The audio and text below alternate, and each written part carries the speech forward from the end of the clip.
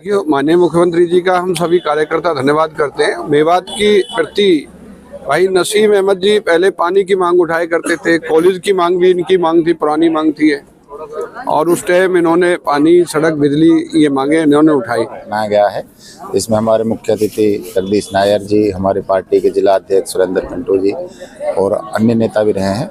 तो ये समय समय पर होता रहता है और हम अटल जी को नमन करते हैं, उनको श्रद्धांजलि देते हैं कि उन्होंने जो हरियाणा और देश के लिए जो हमारे लिए विकास कार्य किए हैं, ये उनके लिए एक श्रद्धांजलि है। और ये फिरोजपुर झिरका में हुआ, सब कार्यकर्ता यहाँ पर आए और बहुत अच्छी संख्या में इस ठंड के मौसम में भी आए हैं। उसके लिए मैं सभी कार्यकर्ताओं का, पार्टी के संगठन के साथियों का, सबका धन्यवाद करता हूँ। इसके लिए लेकर सरकार का किस लिए धन्यवाद? देखिए, सरकार ने पहले ही घोषणा कर रखी है कि भारतीय जनता पार्टी सरकार के नेतृत्व में मेवात के अंदर यूनिवर्सिटी बनेगी और पहले भी सर्वे हुआ है और अभी भी सर्वे हो रहा है कि जगह कहाँ, जगह कौन सी जगह सूटेबल है। अब कुछ लोग हमारे मेवात के ना, पता नहीं, उनको कुछ पता तो होता नहीं है, लेकिन फिजूल की बातों को मुद्दा बना देते हैं। यूनिवर्सिटी बननी है, ऊपर वाले ने चाहा तो ये तय है, लेकिन जो सरकार तय करेगी और जो हम लोग जो सरकार को राय मशवरा देंगे उस हिसाब से बढ़ेगी। अभी हर आदमी अपना अपने मन से जो है मेरे यहाँ बन जाए, मेरे ऐसे नहीं।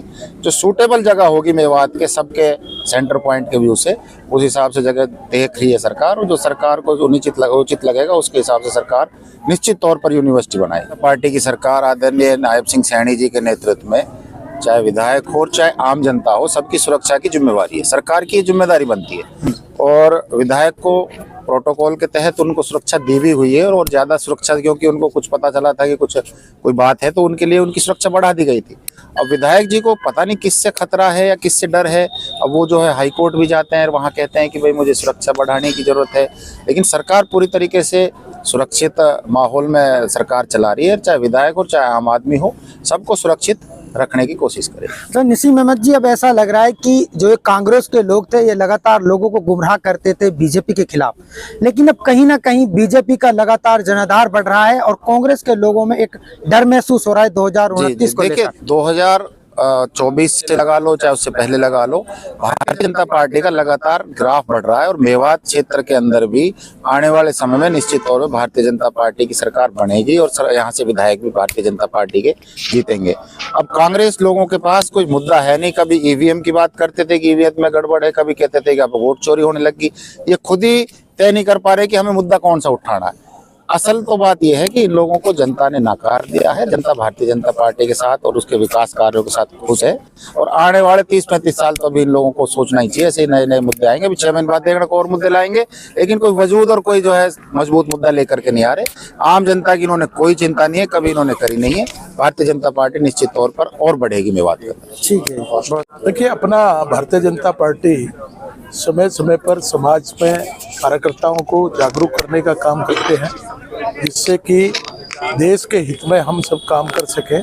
तो वही आज एक ऐसी शख्सियत जो देश के लिए अपना पूरा जीवन कुर्बान कर गए, अटल बिहारी वाजपेयी जी की स्मृति, उन्होंने क्या क्या काम किए, तो उसके लिए कार्यक्रम था। और ये सब कार्यकर्ता बंधु अपने इलाके में जाकर, घर घर जाकर उनका संदेश देंगे। सर, मेवात में इस तरह सरकार ने यूनिवर्सिटी लेकर, ऐसे में आपने भी कई गांव में है, वहाँ पर भी आपका स्वागत किया गया है, क्या है? देखिए, सरकार ने हमें यूनिवर्सिटी दी, यूनिवर्सिटी अपने जिले को मिली है और बहुत इसके लिए खुशी की बात है। इससे बड़ी और खुशी क्या हो सकती है कि अपने जिले को यूनिवर्सिटी मिल गई। और ऐसी चीज भी मिलने वाली है जिसकी घोषणा नहीं हुई, अभी आपको रेल मिलेगी। इलेक्शन हम आपसे 29 में जब वोट मांगेंगे, जब आपको रेल भी दे देंगे। रेल का प्रोग्राम भी शुरू कर रखा है और भारतीय जनता पार्टी बड़े कार्यकर्ता बड़ी जिद से काम करते हैं। कब तक अपने पाले में नहीं आएंगे, कब तक अपने को वोट नहीं देंगे, उस पर लगातार प्रयास करेंगे, लगातार उनकी सेवा करेंगे। ये सरकार, हमारी पार्टी और हमारी पार्टी की सरकार इसी काम को कर रही है और कार्यकर्ता में भी पूरी जिद है कि हम लगातार इस समाज की सेवा करते रहेंगे, मेवात को आगे बढ़ाते रहेंगे और अपने पक्ष में एक दिन लाकर रहेंगे। और हमारा ध्येय है कि 29 में हम कंफर्म तीनों विधानसभाओं में कमल का फूल खिलाएंगे।